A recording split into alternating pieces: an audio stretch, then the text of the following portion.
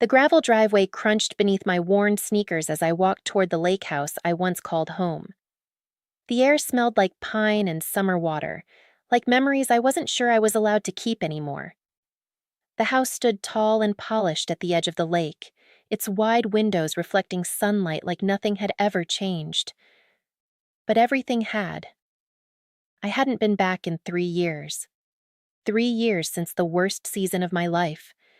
3 years since I lost my job, my apartment, my dignity.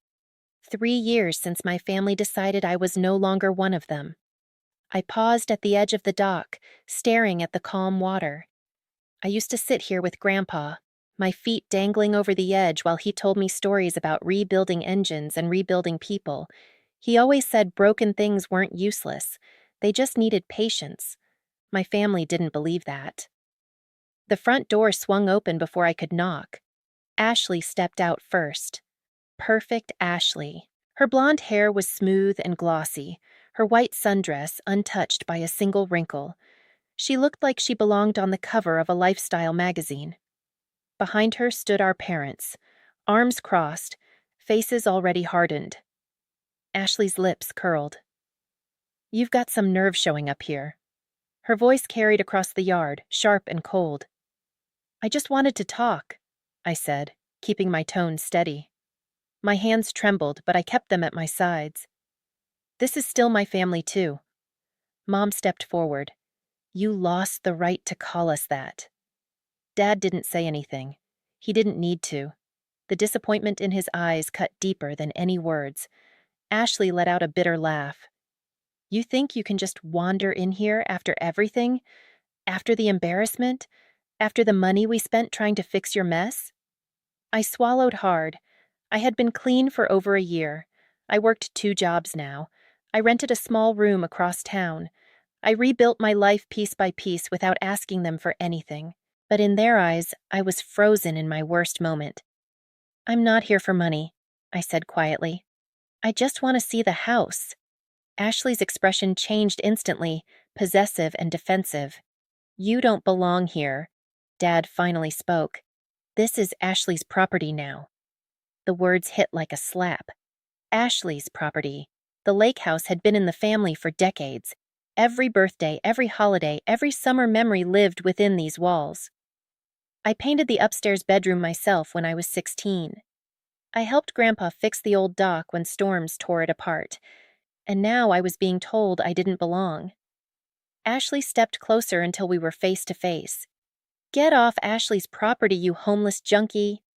The words rang across the yard. Mom didn't correct her. Dad didn't defend me. The humiliation burned hotter than the sun overhead.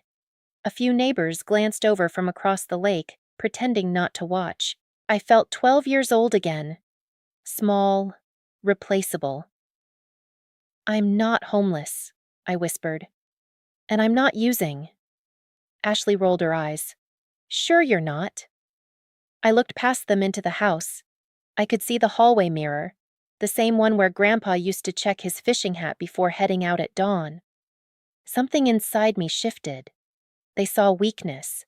They saw the version of me that had hit rock bottom, but they didn't see what I'd become since then. Ashley crossed her arms. "Leave before I call the police."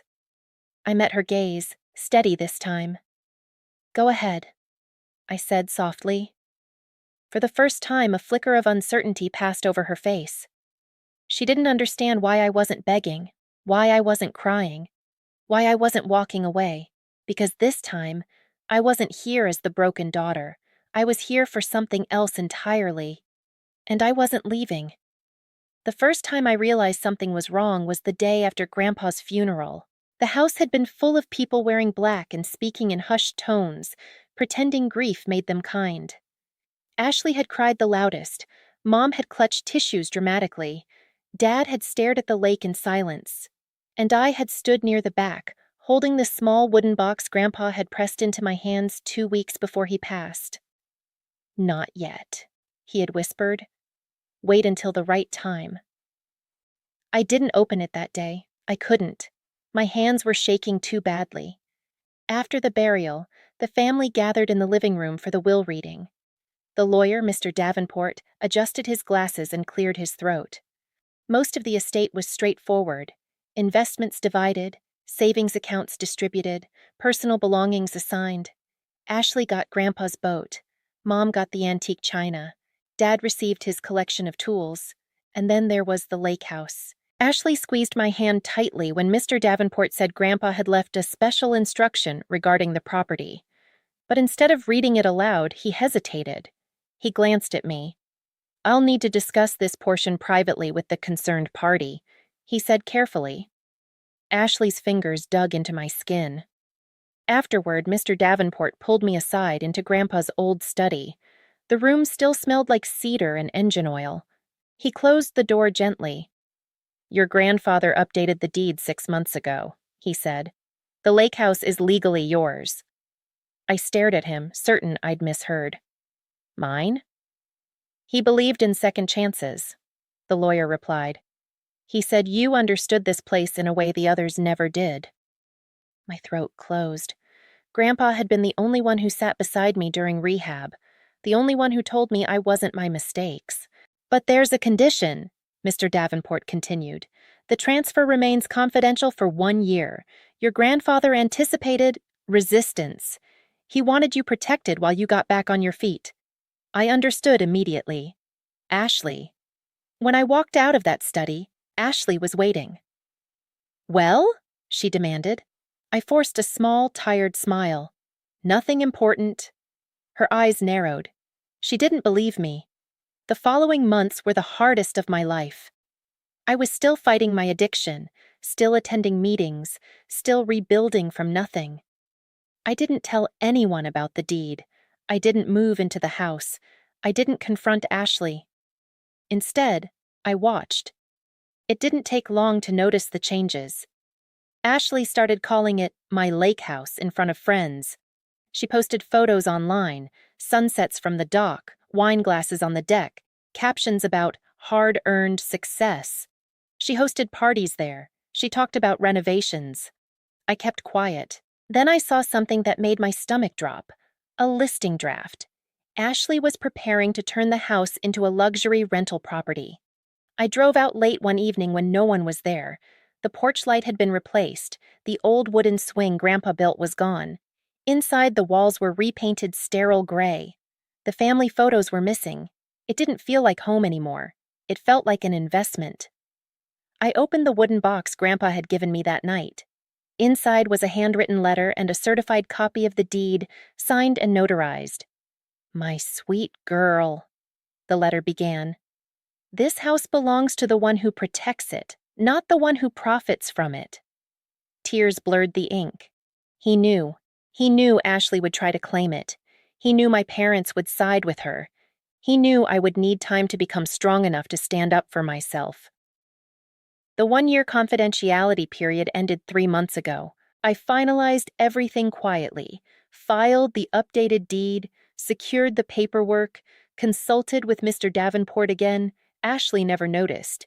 She was too busy playing owner, which is why when she stood in front of me today, screaming for me to get off her property, she had no idea the ground beneath her feet no longer belonged to her.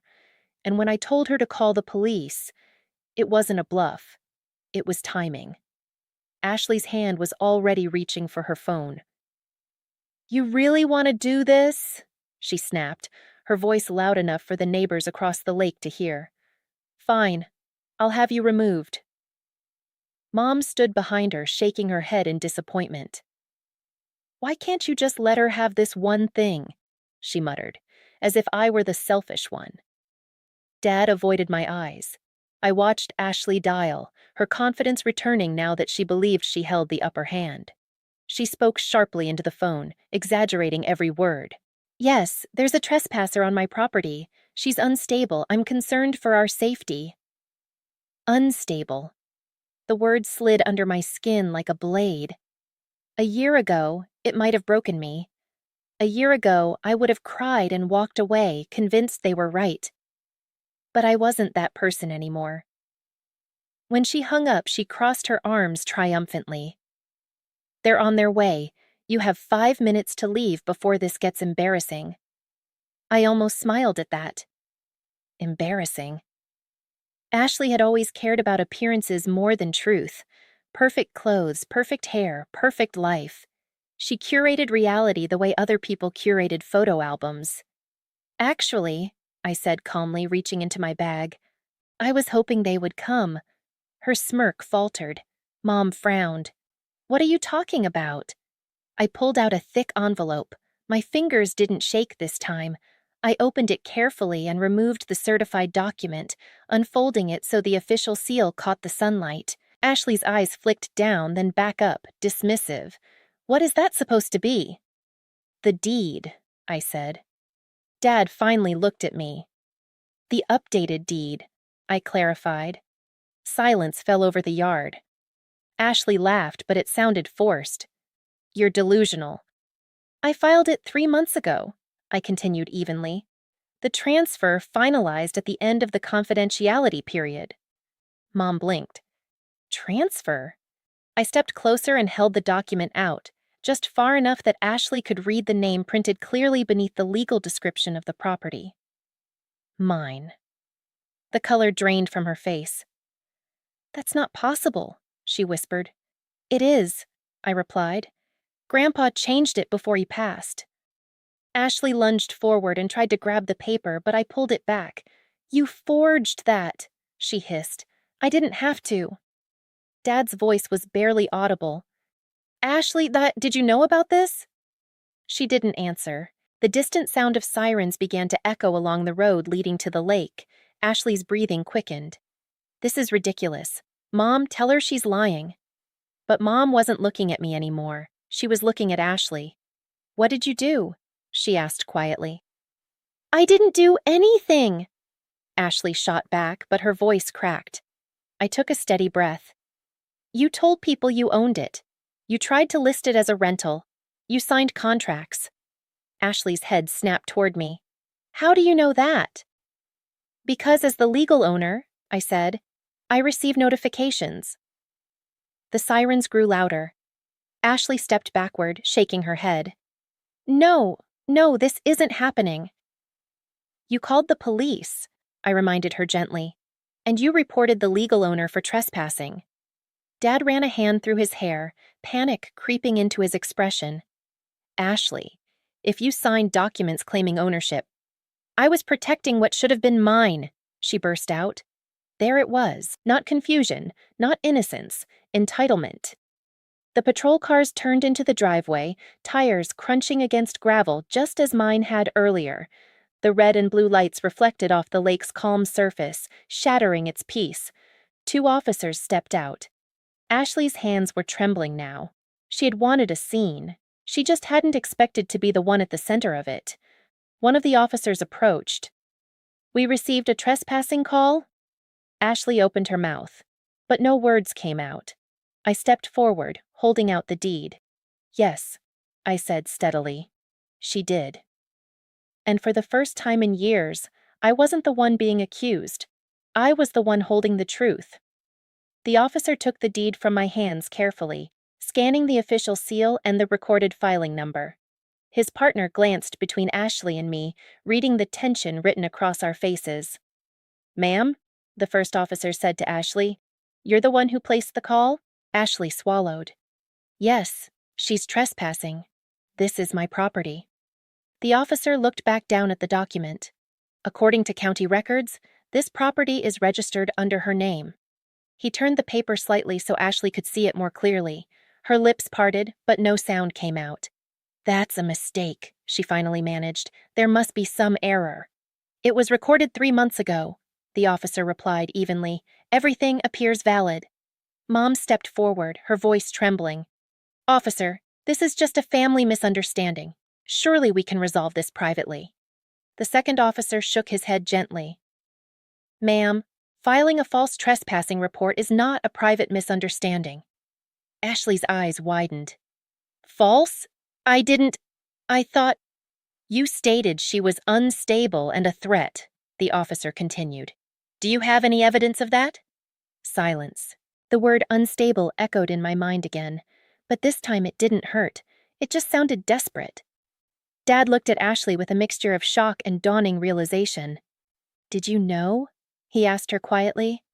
About the deed? Ashley's shoulders sagged. Grandpa wasn't thinking clearly at the end, she muttered. I deserved this house. I've taken care of it. I invested money into it. Did you sign any legal documents claiming ownership? The officer asked. Ashley hesitated too long. The pause said everything. We'll need to sort that out downtown, the officer said calmly. Mom gasped. Downtown? Are you arresting her? At this moment, we're detaining her for filing a false report, he clarified. Further investigation may follow, depending on documentation. Ashley looked at me then, really looked at me. Not with superiority, not with mockery, but with fear. You did this, she whispered. I met her gaze without flinching. No, you did. They gently guided her toward the patrol car. She didn't fight. The fight had drained out of her the moment she realized the truth wasn't on her side. Mom began to cry softly. Dad stood frozen, staring at the lake like he used to when he didn't know how to fix something. I felt many things in that moment. Not triumph, not joy. Just something quiet and steady. Peace. The officers spoke with me briefly, confirming I wished to press charges if fraudulent contracts were discovered. I answered calmly. I wasn't shaking anymore. I wasn't the girl they could dismiss. When the patrol car finally pulled away, the flashing lights disappeared down the road, leaving only the soft sound of water against the dock. The yard felt strangely still. Mom approached me slowly. Why didn't you tell us? She asked, her voice fragile. I tried to tell you other things, I replied gently. You never listened. Dad finally looked at me. The disappointment in his eyes had shifted, no longer directed at me but inward. We thought, he started, then stopped. We were wrong. Those words meant more than any apology. I walked past them toward the front door. My key slid into the lock smoothly. For a moment, I rested my hand against the wood, feeling the grain beneath my fingertips. Home.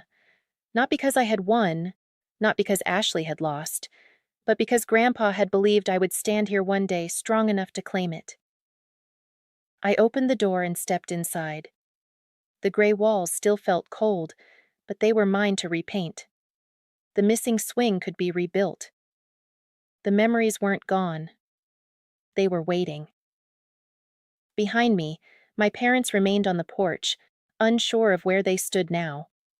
For the first time in years, I wasn't asking for a place in this family. I had reclaimed my place in myself, and that was the sweetest justice of all.